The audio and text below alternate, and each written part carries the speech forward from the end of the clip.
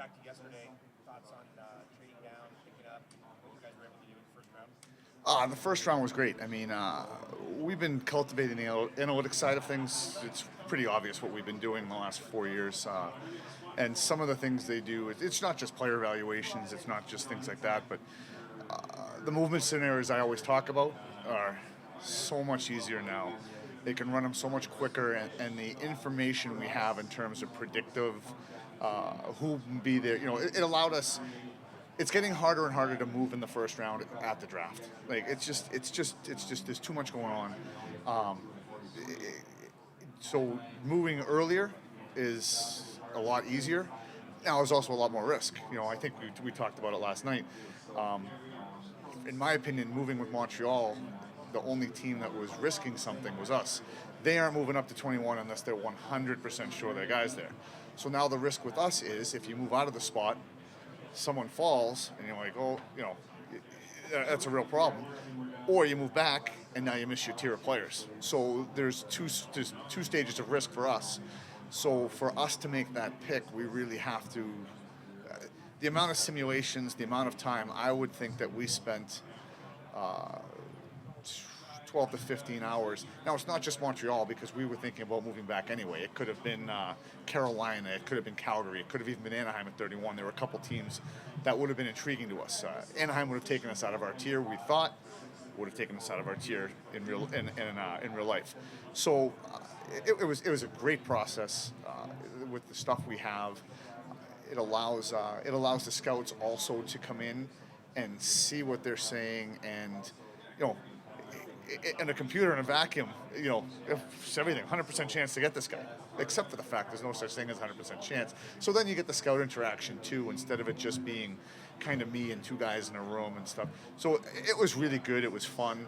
But it was a good learning process too, seeing how it works, and it was good because it was really the first time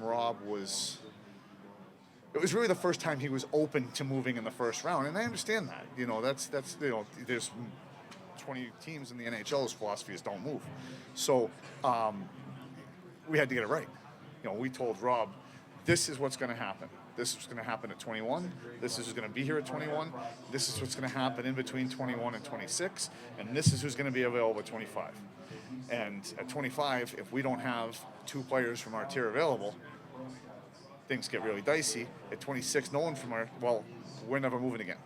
So it was really good that way too, because the two guys we predicted that would be there, one was, but the tier that we were predicted would be there, both guys were from it. So it looked, in terms of crossing the T's and dotting the I's, it gave Rob a high confidence of maybe repeating this in the future. What you get with Green Tree besides the guy who puts up a lot of points? The way he puts up the points, there's a versatility to his offense. He's a big body. He could play heavier more consistently, as you could say with pretty much 95% of 17-year-olds. But when he plays heavier, when he takes the puck to the net, whether he takes it out of the corner, or whether he drives the slot from the half wall, or even on the rush, which is less so, when he takes a lane, he takes a lane. He has a high-level skill, and he also has a big frame. So when he creates that depth with the puck, when he's handling the puck in traffic, there's a heaviness and a protection element that a smaller skill guy doesn't have. So he's got the skill of a smaller guy, and he's got the body of a bigger guy.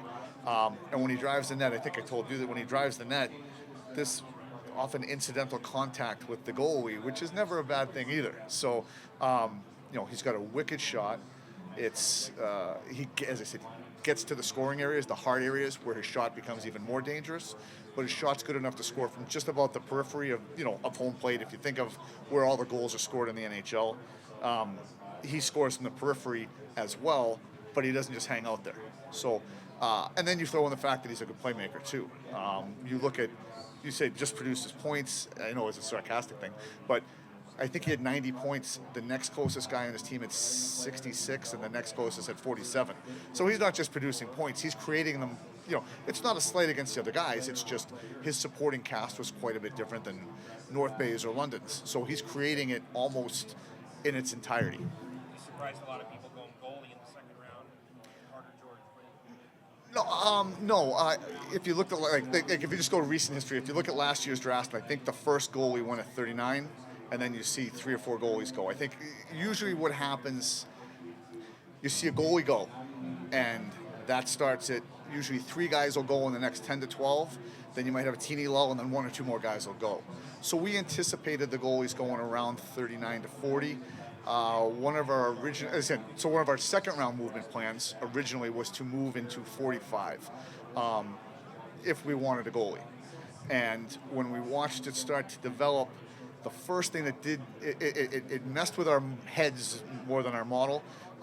We anticipated size being a premium in the goal, and we anticipated 2 size-based goalies to be the first 2 going.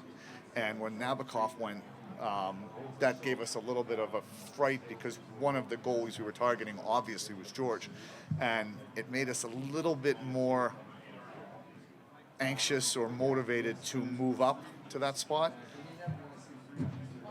But we had done the work, and it didn't really make sense because all our models said that one of those 2 guys, and they're in the same tier, one of those 2 guys would still be there at 57. So we played around with it, let emotion get the best of us for 6 to 7 minutes, and then the work that we had done slowly filtered back in, the emotion went out of it.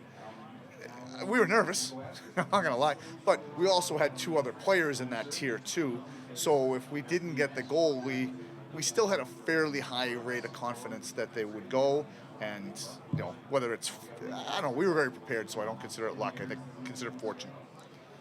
You have a kid like Liam, who's a captain at such a young age, being the captain. What do you guys take when you see a player like that? Well, I mean, you always hear the word culture, and I don't think you can overstate how important culture is.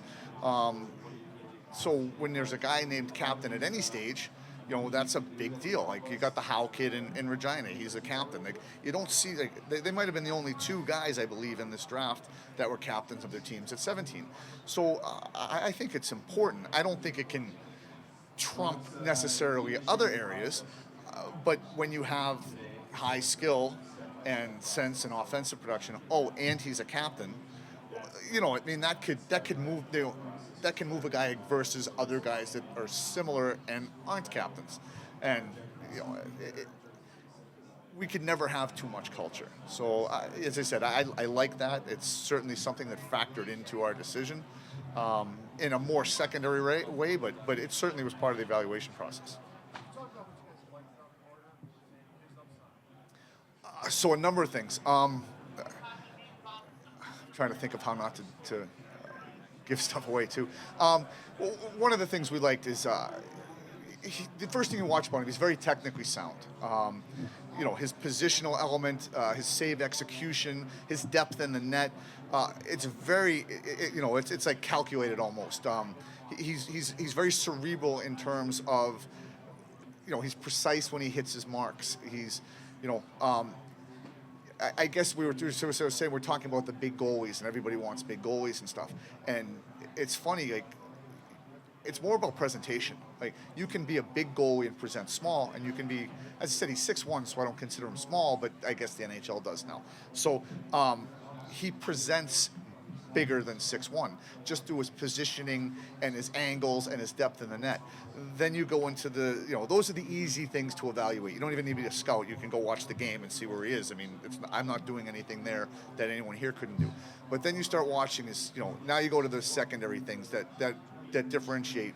Like, there's a lot of guys as athletic as Quick was, and no one realizes how well Quick read the play. There's a reason Hasek could recover from certain positions. It's because he knew where the players were and the puck was. So now you look at Carter and the secondary things where you really start breaking it down. And the way he read the play, if you're talking a forward or a D, hockey IQ, anticipation, his angles now would change sometimes in regards to danger. He's very aware of danger on the on his blind side. You see the NHL now with the layered attacks and the defensemen and the forwards coming in multi-layers. A lot of guys would jump out and be aggressive and attack, but he would know, like, you're watching him on film, you're like, geez, why didn't he attack that guy? And then all of a sudden you see that third layer coming in. So that's a more innate thing that, it's like the guys can address some things, but that's more innate thing you can't. So you got that, and then, I mean, we were at games where he was 40 shots. Like Billy and I went to a game with Chris Byrne and Ron Payette, and I think he had 40 shots, which is great because you can have 40 shots from the outside. I think we counted 27 grade A scoring chances. And it was against Saginaw, actually. Overtime, they lost in a shootout, I believe. So he's playing the top team in Canada.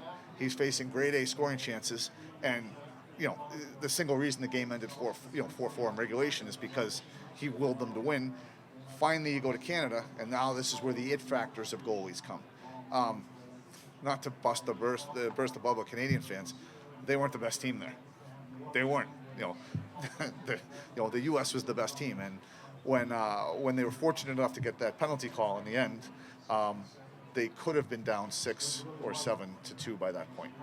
The fact that they weren't is because he kept them in the game, and they won't want to hear this. He kept them into a game just to even get them to the gold medal game. So he won, in my opinion, 2 games for them.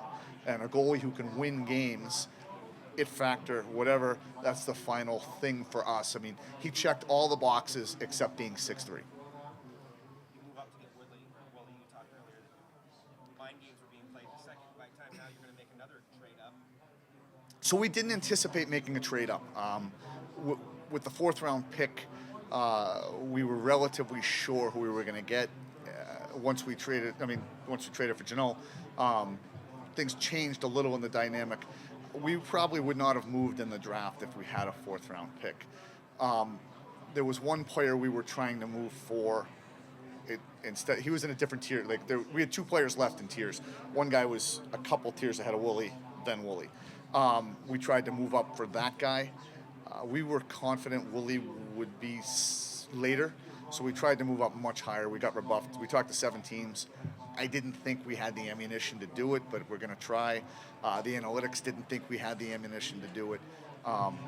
We didn't have the ammunition to do it. We lost that player, and then as it came, the players behind Woolley on our list went. So we had this kind of guy on an island with all the players before gone and all the players behind in tiers gone, so we were getting to a lower tier. We had some simulations for it, and it came out coin flip.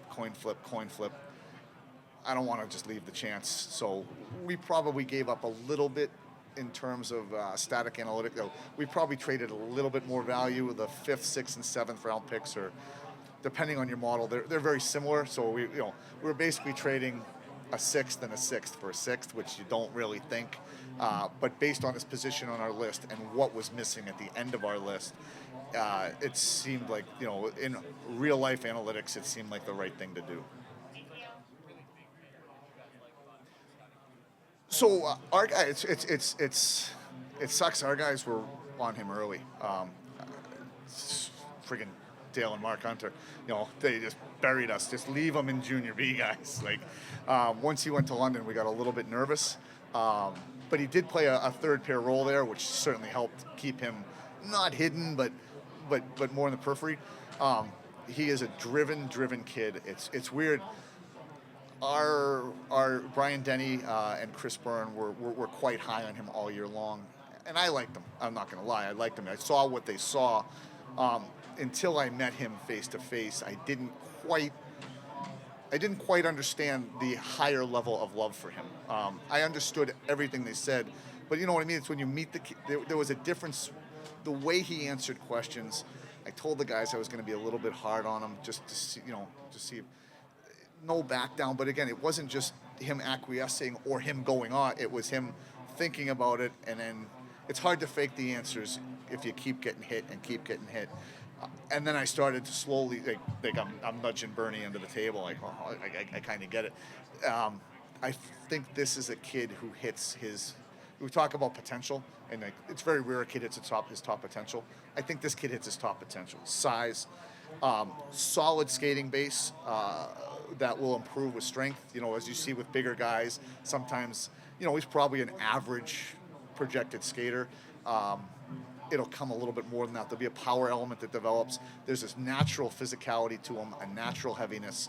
His skill is bordering on average, but his hockey sense actually, for the catch-all hockey sense term, his hockey sense is good. So there's a puck-moving ability, which probably elevates him from that normal average third pair D6, to a higher level defensive first puck mover. But when I say that, I don't mean offensively. I mean crisp transition, flow up the ice, quick up the ice. Forwards don't have to wait. It's the thing for me that separates third pair defensemen for above replacement value and third pair defensemen that help you win games. Thanks, Jake. Sure. Appreciate it.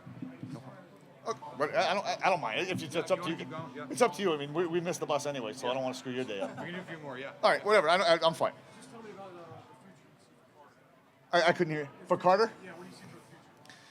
So Carter's path, it's obviously 2 years. And for me, the goalies, they're getting better at getting there earlier. But it's a 2 year in Owen Sound. It's a 1 year. It'll be a little different. It's hard to predict. I'm not fence sitting, just to give you some context. Hampton's going to come out.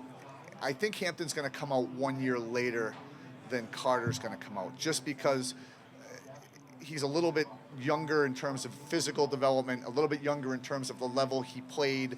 The jump from high school to just the USHL is huge. Now to college, I think it's going to take Hampton 3 college years if we do what's best for him. I think it's going to take Carter 2 junior years. So he'll come out 1 year earlier. So he'll probably, it'll be similar to maybe a Quick Bernier situation where he comes in and he's the starter, and then Hampton will come in. He'll be the backup, then the starter, and then Hampton will come in. So I think that George is probably a 30 game to, depending who's there, he's a 30 game guy in the AHL year 3, and then he's a starter, so he's a 50. It'll be cool having 2 young guys there at the same time. So he'll be a starter that probably gets 50, maybe 55 games his second year in the American League. And then I think he's ready for the A. The only difference is he's as mature a kid as I've seen. Physically, the testing in the combine and the stuff he showed, a maturity and a body control that you don't really see at that age. So if a guy was going to develop quicker, I would say in the physical sense, it would be him. And in terms of his mental approach, and he's kind of been the guy, so he's already had that. So he might be a guy I usually like to be conservative. He could be a little bit further ahead than I gave you.